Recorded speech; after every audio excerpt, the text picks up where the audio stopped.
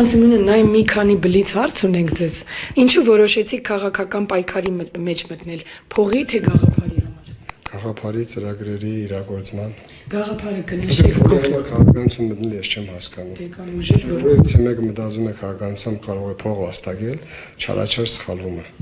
Քաղաքականությամբ միայն կարելի է գումար կորցնել եւ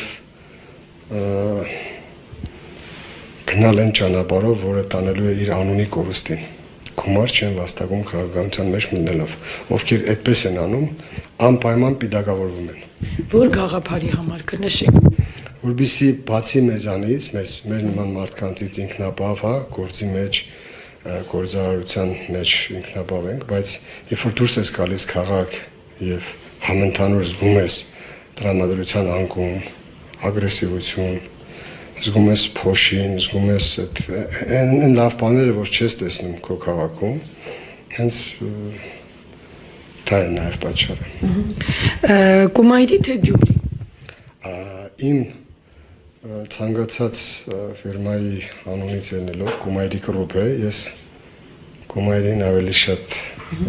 հոգեարազատ եմ էլի։ Պեպսի թե Գյումրին էլ իմ համար բան է։ Պեպսի թե Կոկա-կոլա։ Ավելի ինչ ասեք տալիս։ Պեպսի։ Նիկոլ Փաշինյան թե Նիկոլ Դոմյան։ Դե չեմ մտնում այդ դաշտ։ Համապետական ընտրություններ թե արտահերթ ընտրություններ։ Որով որ ավելի օգուտ է ստանալու երկիրը, քաղաքը։ Շիրակ թե Շիրակ։ Գ թե Կ։ Այո։ Գ։ Հոգեարազատ։ Գնում եք բացարձակ հաղթանակի թե կոալիցիա կազմելու։